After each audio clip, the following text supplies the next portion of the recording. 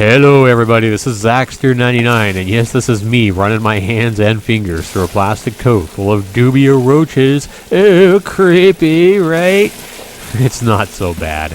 These things are completely harmless, and in this video, I'm going to show you how to actually breed these, how I clean their totes, and how I sort them right here, as these make one of the most nutritious meals for your bearded dragon and other reptiles. It's all coming up right after this.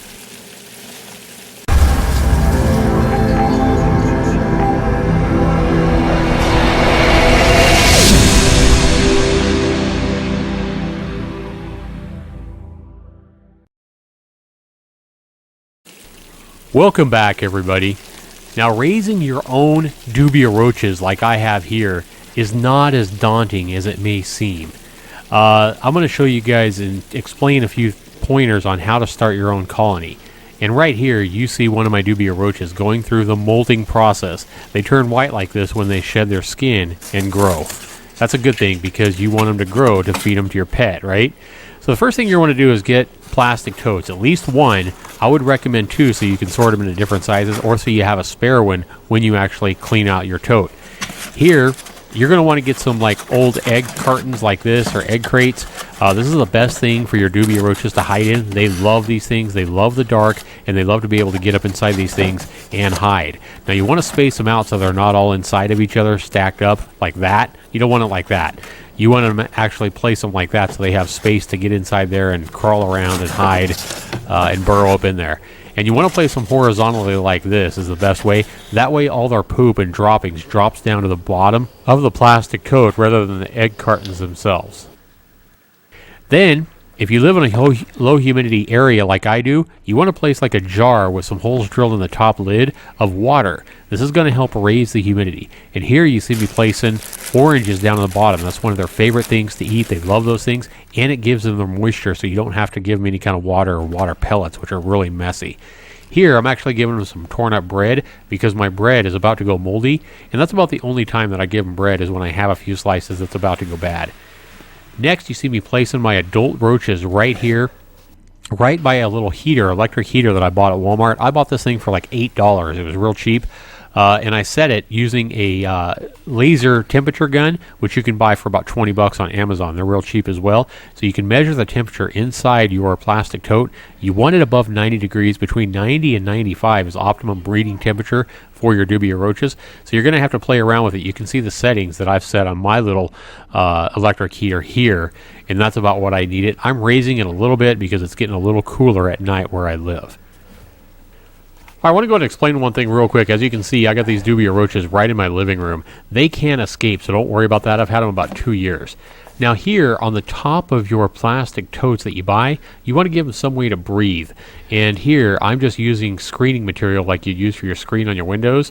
I bought a roll of it, and I cut out a little piece. I used an X-Acto knife to cut a hole in the top lid, and then I just duct taped it on the bottom. Now, you could glue it if you wanted to be really fancy, but duct tape seems to do the job for me, and that's held for almost 2 years now. And that's going to give them the oxygen they need to live.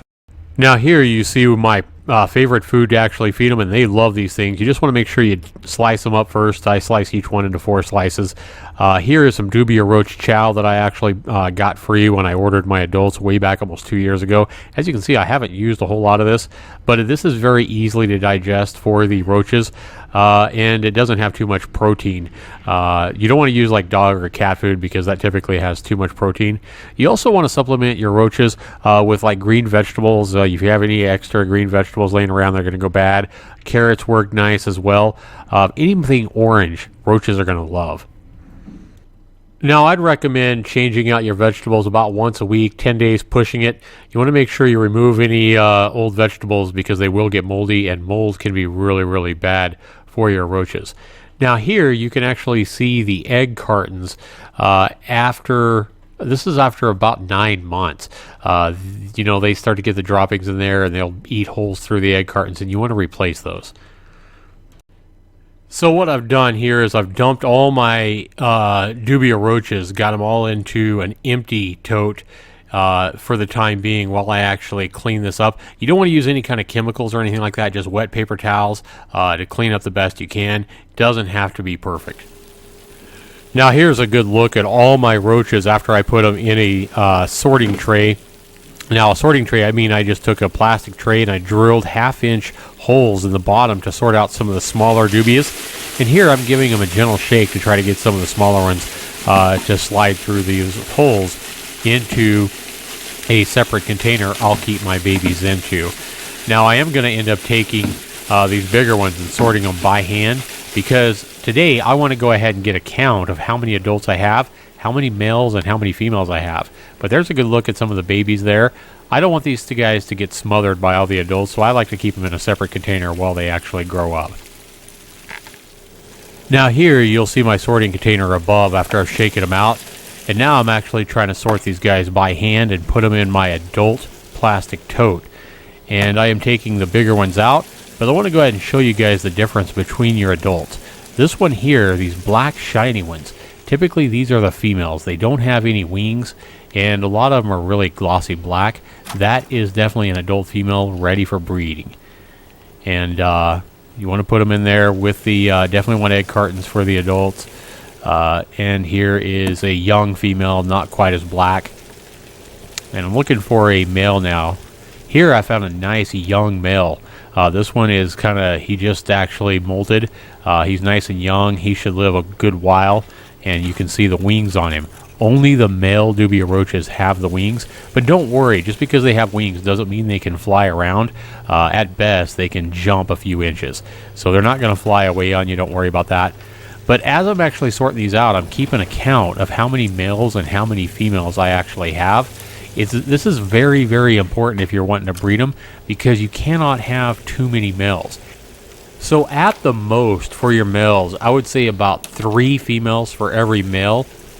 Optimally, you would want about 5 females for every male. Any more males than about 3 females for every one, and you're going to have problems with breeding. The males are going to be fighting over the females all the time, even if there's a 1-to-1 ratio. And this is going to cause a lot of stress for your Dubia roaches, and it's not going to be a good breeding environment for them. So you want to give about every male about 5 females. Wouldn't that be nice in the real world for us guys, huh? But as you can see, these things are harmless. I mean, I'm touching them. They're not going to bite you. They're just a little bit creepy is all, and you'll get used to it. So here, just in a coffee can, you see all the adult males that I can't use. I don't want them in my adults. Here, you see my plastic container left with all my feeder roaches of different sizes that I can use to feed. Here is my adults. This is my most important toad here, because that's where they'll be breeding. And here I've separated out the babies into a separate container, which still needs cleaning up.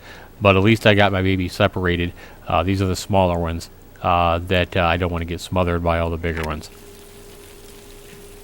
So that's pretty much all there is to breeding your own Dubia roaches. I started out with 25 females and I believe 4 or 5 males about 1.5 years ago, and this is how many I have now. And remember, it's just basically really low maintenance cleaning up. I've cleaned up after maybe twice since I've had them and cleaned their totes out. They are very hardy creatures. Room temperature for all your feeders and babies, and keep the adults that you want to breed above 90 degrees. And make sure you're feeding them once a week. Bread, rolled oats, green vegetables, oranges they love. Pretty simple, pretty low cost to raise them. And I mean, you just want to make sure you also add some water if you live in a low humidity area like I do. Especially in the breeders, you don't have to worry about the feeders or the babies or anything like that. Just your breeding adults, you want to keep the humidity a little bit higher, probably 60 to 70% under optimum conditions. But yeah, they're really, really easy to raise. It really is easy to raise Dubia roaches. It just takes a little bit of time. Just get rid of any dead ones that die on you. Don't freak out when you have a few die on you. It's going to happen. But hopefully this video has helped you guys raise your own Dubia roaches. It's really easy. Just takes a little bit of time. And hopefully this will save you guys a lot of money for your reptiles. Thanks for watching. This has been Zaxter99. Take care, everybody.